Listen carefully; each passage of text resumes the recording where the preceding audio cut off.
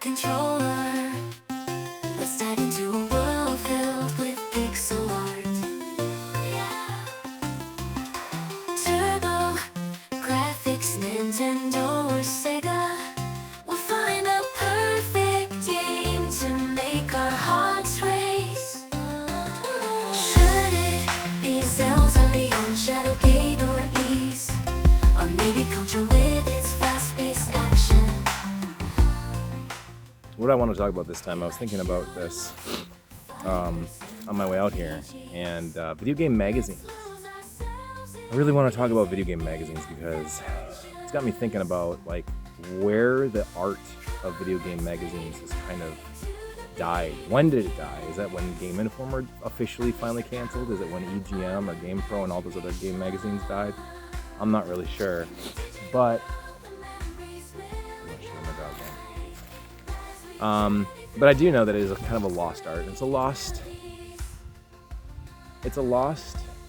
piece of energy that went along with like classic and retro gaming. Like you can have all sorts of amazing games and have a library or have a gaming collection that you love, but like magazines, and especially the hype that went behind it when like games were being released and they were like, oh, here's the new screenshots from Mortal Kombat 2 on the Genesis, or here's the screenshots of whatever random game being released. It's like it gets you hyped for sequels, it gets you hyped for new games from developers like Enix or Square or Falcom, like all those games. Capcom's new games would come out and people would get really stoked for those. So I remember like really getting excited for game magazines. The beginning of every month, I would always run to like grocery stores or department stores to that like magazine section to see where the new Game Pro was, the new EGM, the new Video Games Computer Entertainment, and so new Nintendo Powers even. I loved Nintendo Power back in the day. But I'm just curious, like, what are some of your favorite memories playing video game magazines? And I'm actually going to probably open up an issue of Video Games and Computer Entertainment, one of my favorite game magazines of all time, and it'll be right there, I think, if my editing skills are even remotely decent. And I'll be flipping through one of my favorite issues of VG and CE. I preferred Video Games and Computer Entertainment just because they really, I thought, in my opinion, they covered a broader spectrum. A lot of the games that they'd feature too were a lot less known games, which I thought was really cool. They'd go into like depth about Prince of Persia and Dungeon Master and like really weird games that were both on computer and on gaming consoles, so they could kind of show the differences between the two. I really liked that.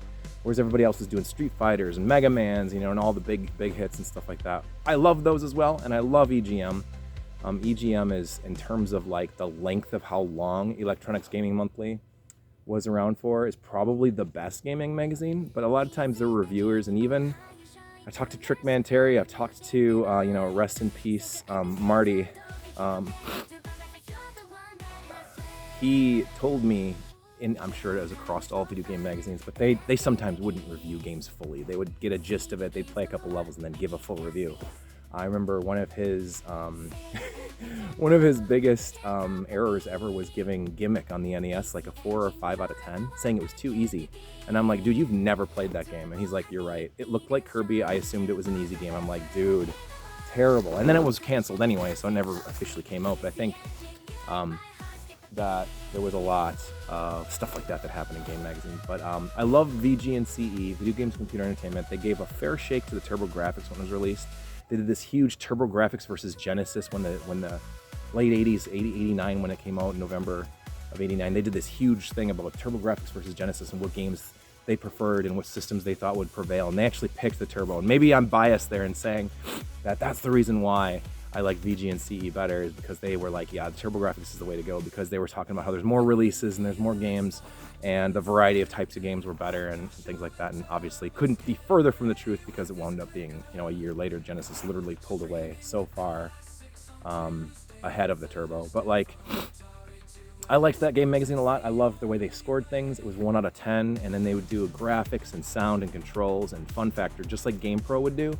But they would show like a scale of where they all lined up, and you could make a comparison of one game versus the other. You could make comparisons of the different ports of certain games to the other consoles that would come out on. You could see which one was better. Like, I prefer games with good play control and good graphics, so I'm going to take the Super Nintendo version. Or if I prefer games with better sound and better whatever, I'd pick the Genesis version or the Turbo version or whatever. So I really, really liked VG and CE.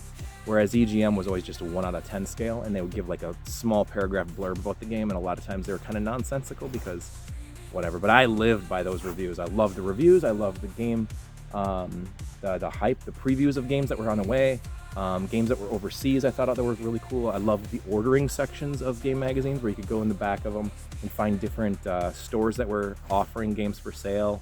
Some of them importing, some of them overseas, all sorts of different experiences like that I loved in Game Magazine. So that's my post today for Thoughts in the Woods.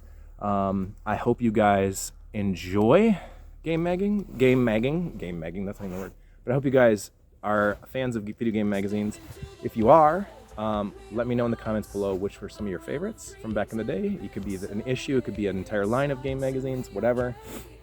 And especially if you're from different places in the world. Like I know in the UK they got very different style of game magazines, and I know like Retro Gamer's a huge one, but that's really UK, that's really European focused. And I love that magazine, I really do, but it's so specky and so Commodore-y, and so like, it feels like it doesn't really touch on what was big in the US at the time. They do in certain areas, and they definitely do have interviews with people that run in the homebrew world and making new games for old consoles and stuff like that, and they do a great job with that. But it is certainly a lost art here in the States. We've had a few different game magazines come out here and there, like Retro Player was a big one, Retro Magazine was another one, Mancy Games, if you remember that one, that was a very short-lived.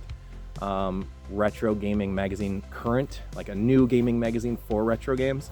I loved those. Very cool. I got subscriptions to most of them, but they really never took off as big as they could have. But Retro Gamer's a big one, and that's been really good. They're pricey though. They're like $15 a month, so that's something you could get into. But yeah, let me know in the comments what are some of your favorite game magazines, and also I will put a link down there somewhere for a Facebook group that I run called Fans of Video Game Mags. And there we talk about video game magazines and some of our favorite memories and stuff like that, and sharing things, buying, selling, trading, all that shit too. So, but hey, I hope you guys have a wonderful rest of your week, and I will see you guys on the flip side. Until then, this has been Thoughts in the Woods with Joshua. I gotta go find my dog.